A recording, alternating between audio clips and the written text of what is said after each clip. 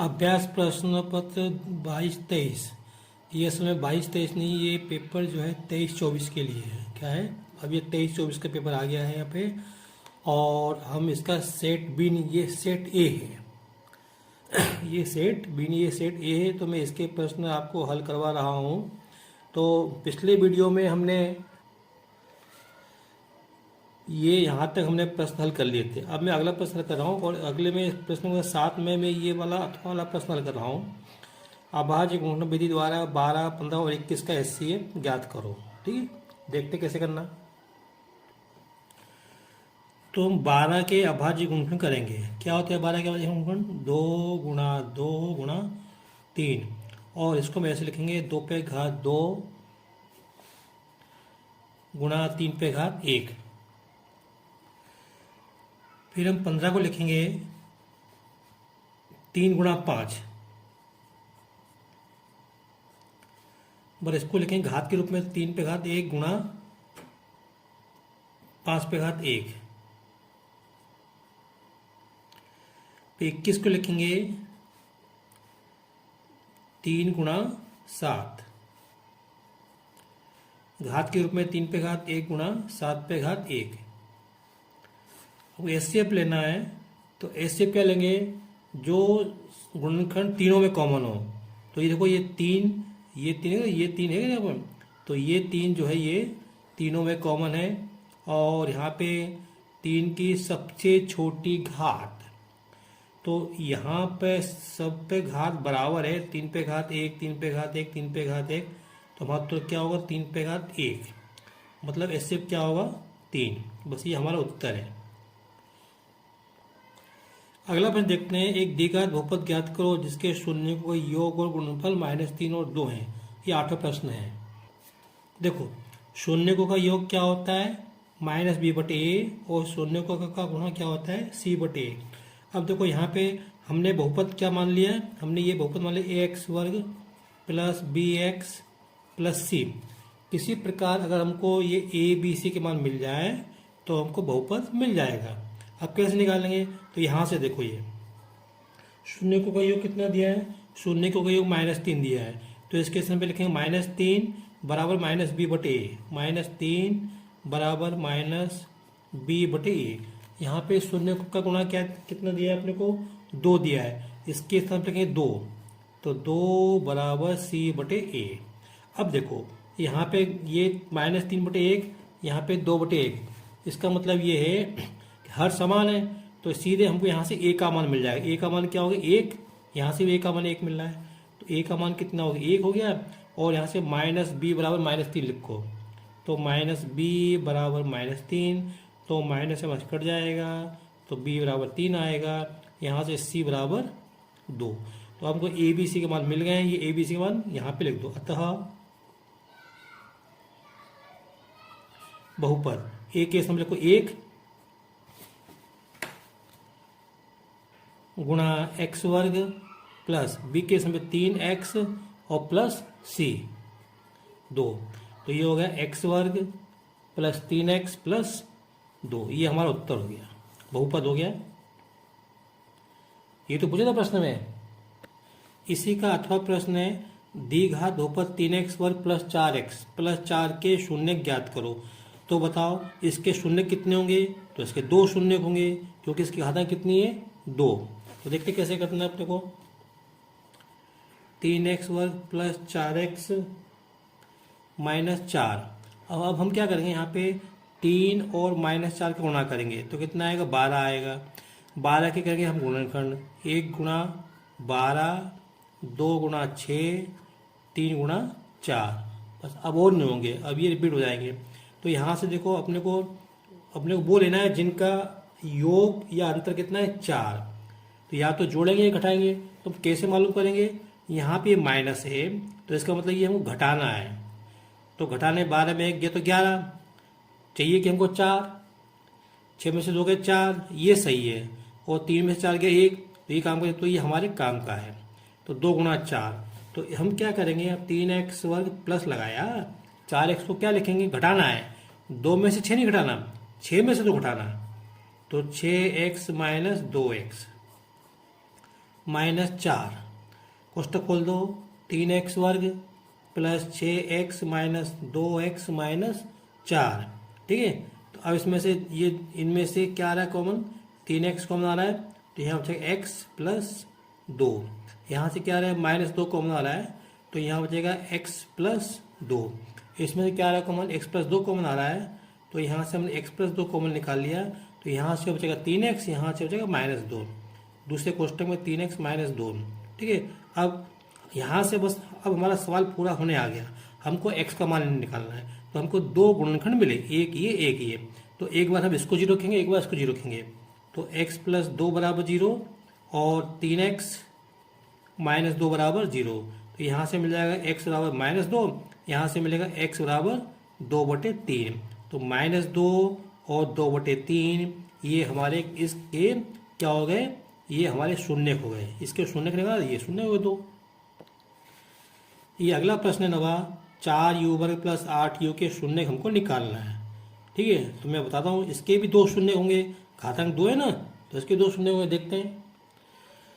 तो इसके 2 शून्य के, तो इसके पहले जो मैंने प्रश्न किया था ये वाला, इसमें ये वाला किया था, इसमें उसमें अंतर है, इसमें 3 पद है, इसमें केवल 2 ही पद है, तो हमने इसमें 3 का गुणा 4 में किया था, इसमें ऐसा नहीं करेंगे। तो इसमें सीधा यहाँ से क्या है, इसमें से 4u कॉमन आ रहा है, तो यहाँ से u प्लस 2, देखो इसका इसमें गुणा करके देख लो क्या ये मिल रहा है क्या, बिल्कुल मिलेगा। अब हमको 2 गुणनखंड मिल गए, एक ये मिल गया, एक ये मिल गया, इनको बराबर 0 रखो, 4u बराबर 0 और u प्लस 2 बराबर 0 यहाँ से, तो ये हो जाएगा यहाँ पे u बराबर 0/4 और यहाँ से u बराबर -2, तो u बराबर हो जाएगा 0 और u बराबर -2, तो हमारा उत्तर ये 0 और -2 ये इसके शून्य हो गए। एक प्रश्न ये, द्विघात बहुपद के शून्यकों का योगफल निकालो। देखो ये सभी प्रश्न क्या 2-2 अंक के हैं, तो शून्यकों का गुणनफल क्या होता है, शून्यकों का गुणनफल क्या होता है, c/a, योगफल क्या होता है -b/a। इसमें क्या बचा, शून्यकों का गुणनफल, मतलब अपने को c/a निकालना है। तो यहाँ से लिखो a बराबर 4, b बराबर 5 और c बराबर -6। तो अब लिखो शून्यकों का गुणनफल, ये हमको याद होना चाहिए, नहीं तो सब बेकार है। गुणनफल क्या होता है, c/a, तो c/a, तो बराबर c का मान कितना है -6, a का मान कितना है 4, 6 और 4 2 से कट जाएंगे, 6 और 4 2 से कट जाएंगे, 2 दूनी 4, 2 तिया 6, तो बराबर -3/2, ये हमारा उत्तर हो गया। ये क्या शून्य का गुणनफल ये हो गया, बस इतना ही करना था इसमें। एक प्रश्न ये है, 3 बल्लों तथा 6 गेंदों की कीमत 3,900 रुपये है तथा एक बल्ले और 3 गेंदों की कीमत 1,300 रुपये है, तो बीजगणितीय समीकरण का निर्माण करो। तो अपने को केवल समीकरण बनाना है, हल नहीं करना। तो देखो कैसे करेंगे इसको, तो यहाँ पे अपन एक बल्ले की कीमत x मान लेंगे और एक गेंद की कीमत y मान लेंगे, फिर अपन देखेंगे। तो माना एक बल्ले की कीमत x रुपये और एक गेंद की कीमत y रुपये, तब 3 बल्लों की, देखो एक बल्ले की कीमत x रुपये, तो 3 बल्लों की कीमत क्या हो जाएगी 3x, एक गेंद की कीमत कितनी है y रुपये, तो 2 गेंदों की, तो 6 गेंदों की कीमत कितनी हो जाएगी 6x, तो 3 बल्ले और 6 गेंदों की कीमत कितनी हो जाएगी 3x प्लस 6y, ठीक है। अब हमको 3 बल्ले और 6 गेंदों की कीमत हमको कितनी दी है, 3,900 रुपये दिए, ये दिए, तो इसके बराबर में हम ये 3,900 अपन लिख देंगे, लिख दिया मैंने। अब इसी प्रकार यहाँ पे क्या है, यहाँ पे हमको कुछ आगे भी दिया है, तो एक बल्ले और 3 गेंदों की कीमत, तो एक बल्ले की कीमत x और 3 गेंदों की कीमत 3y, तो x प्लस 3y बराबर 1,300 कर देंगे हम।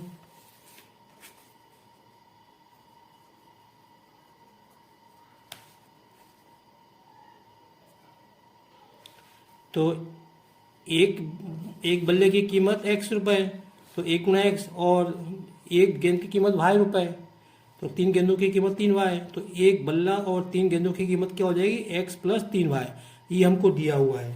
कितनी दी कीमत 1,300 रुपये। तो बस ये हमारे दो समीकरण बने, केवल इतना ही करना है, इसको हल नहीं करना है। लिखा हुआ है समीकरण का निर्माण करो, इसको हल नहीं करना, बस ये इतना ही हमारा उत्तर हो गया। 3x + 6y 390 और सॉरी 3900 और x + 3y = 1300 रुपये। बस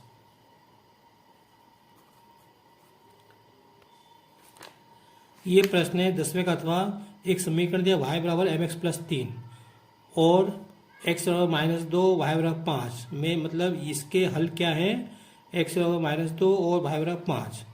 तुमको m का मान निकालना है, तो ये इसके हल है x और y, तो ये मान हम यहाँ पे रख देंगे, इससे हमको m का मान मिल जाएगा। देखो x बराबर कितना है -2 और y बराबर कितना है 5। ये मान x का मान और y का मान यहाँ पे रख देंगे, रख दे। तो y के स्थान पे 5 बराबर m, x के स्थान पे -2 + 3, ठीक है। तो ये 3 इधर ले आओ, तो 5 - 3 हो जाएंगे, इधर 2 -2 का गुणा m है तो -2m, 5 में से 3 जाएंगे तो 2 बचेंगे, और यहाँ से हम लोग m का मान निकालना है। तो -2 हटाओ, हटेंगे तो कहाँ बटे में आएंगे, इधर क्या हो जाएगा m बचेगा, तो ये 2 से 2 कट जाएंगे एक बार, तो -1 बचेगा। तो m बराबर क्या हो गया, -1, ये हमारा उत्तर हो गया। m का ये तो मान निकालना केवल। ये प्रश्न है, ये वर्ग समीकरण दिया है, इसको हमको विभक्तिकर निकालना है। क्या होता है विभक्तिकर, b² - 4ac। फिर उसके बाद हमको ये प्रश्न करना है, ये बीच में मैं बराबर दिया, और ये बताना है कि ये जो ये समीकरण है, अब कौन सा समीकरण हमको नहीं मालूम, ये बताया कि ये द्विघात समीकरण है या नहीं, तो इसको अपना हल करना पड़ेगा। पहले मैं इसको निकाल रहा हूँ। तो यहाँ से a का मान क्या मिलेगा 2 और b का मान मिलेगा 5, c का मान 3, b = 5 और c = 3। तो विभक्ति कर,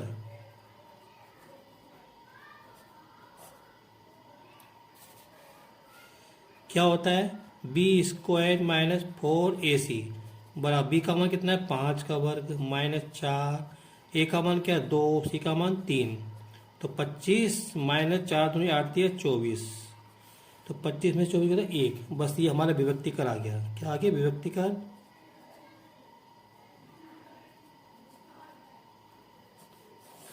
ये हमारा उत्तर हो गया। विभक्तिकर कितना है 1 आया। देख सकते हो ये 0 से बड़ा है, इसका मतलब ये है ये जो समीकरण है इसके जो हल होंगे वो अलग अलग होंगे, लेकिन हमको बताना नहीं, हमको केवल इतना ही निकालना है। ये प्रश्न है, ये बताना है कि द्विघात समीकरण है या नहीं। तो देखो हम क्या करेंगे, इसको इसका गुणा इसमें करेंगे, इसका गुणा इसमें करेंगे, बीच में बराबर है। तो क्या करेंगे, पहले ये 2x का गुणा करेंगे, किस में करेंगे x - 3 में, x - 3। फिर हम ये -1 का गुणा किया, -1 का गुणा करेंगे x - 3 में बराबर, फिर x का गुणा x - 1 में, फिर +5 का गुणा x - 1 में करेंगे। ठीक है, अभी गुणा के रूप में लिखा था, अब गुणा कर दो, इसका गुणा इसमें करेंगे तो 2x वर्ग आएगा, -2x का गुणा 3 में तो 6x आएगा, -1 का गुणा x में -x, -1 का -3 में तो +3 बराबर x का x में x वर्ग -x +5 का गुणा 5x - 5। ठीक है, अब देखो, अब यहाँ से क्या करो, ये 2x और हो गए और -6x - x, तो माइनस के साथ 7x +3 बराबर x वर्ग -x +5, तो माइनस के तो प्लस के 4x -5। अब इन सबको ये तीनों पर इधर ले आओ, इधर आएंगे तो इनके चिन्ह बदल जाएंगे, तो जाएगा 2x वर्ग -x वर्ग -7x -4x +3 +5, इधर क्या बचेगा 0 बचेगा। 2x वर्ग -x वर्ग x वर्ग आएगा और 7 और 4 11 -11x आएंगे, +3 +5 प्लस के 8 बराबर 0। इससे अधिक हम इसको हल नहीं कर सकते। तो आप देख रहे हो यहाँ पे x पे घात कितनी है 2, तो इसलिए ये क्या है द्विघात समीकरण है। ये क्या है द्विघात समीकरण है, इसलिए ये जो हमको दिया है ये क्या है द्विघात समीकरण है। अब इसके बाद ये 12 प्रश्न है, इसमें एपी के प्रथम 4 पद लिखना है। तो यहाँ पे हमको प्रथम पद दिया ये दिया है और ये सार्वंतर दिया है। तो प्रथम 4 पद, पहला पद तुमको दिया ही है, तो बाकी के 3 पद लिखने हैं। कैसे लिखेंगे देखो, तो ए प्लस डी, ए प्लस 2d और ए प्लस 3d। तो हमको प्रथम पद तो ये मालूम ही है, तो ऐसे लिख लो। ए का मान कितना है? -1.25, -1.25। दूसरा पद क्या हो जाएगा? -1.25 प्लस डी का मान कितना है? -0.25। फिर उसके बाद तीसरा पद, तो ए का मान कितना है? -1.25 प्लस 2, डी का मान कितना है? -0.25। फिर इसके बाद चौथा पद ए प्लस 3d, तो -1.25 प्लस 3 गुणा 0.25। ये पहला पद है, ये दूसरा पद है, और ये तीसरा पद है, ये चौथा पद है। तो लिख देना, तो ये तो ऐसे ही आएगा -1.25 और ये -1.25 और ये हल करेंगे इसको, तो ये दोनों जुड़ जाएंगे। अब वो भी मैं आपको बताता हूँ कैसे जोड़ना है इनको। ये दोनों जुड़ जाएंगे। देखो कैसे जोड़ना है। यहाँ पे ये 1.25 लिखेंगे और इसके नीचे दशमलव के नीचे दशमलव, यहाँ 2.5, यहाँ 0, जोड़ेंगे कितना आएगा? 1.5, 5 + 10, 2 2 4 5, ऐसा आएगा। तो 1.50 हो जाएगा, 1.50। फिर उसके बाद ये तीसरा पद है, तो तीसरे पद को कैसे लिखेंगे? 1.25 माइनस के, और इसका इसमें गुणा करेंगे, 2 का गुणा 0.25 पे करेंगे, तो क्या आएगा? -0.50।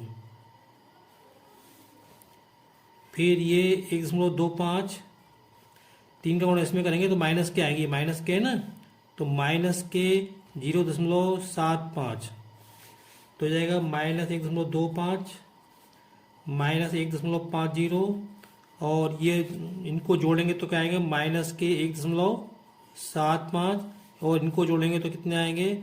2.0। तो ये हमारे 4 पद हो गए, पहला पद, दूसरा पद, तीसरा पद, चौथा पद।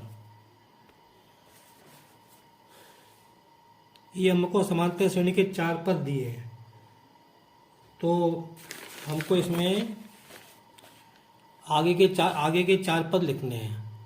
तो कैसे लिखेंगे? पहले हम यहाँ पे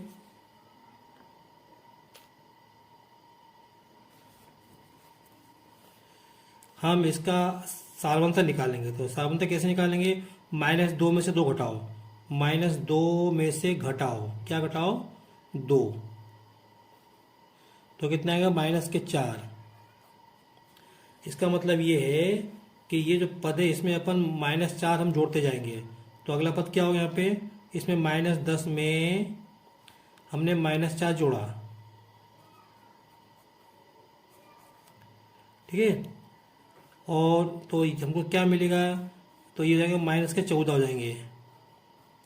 अब -14 में हमने फिर से -4 जोड़ा, तो -18 हो जाएंगे, और फिर -18 में फिर से हमने -4 जोड़ा, तो -22 हो जाएंगे, और -22 में हमने फिर से -4 जोड़ा, तो -26 हो जाएंगे। तो ये 4 पद कौन से होंगे अगले?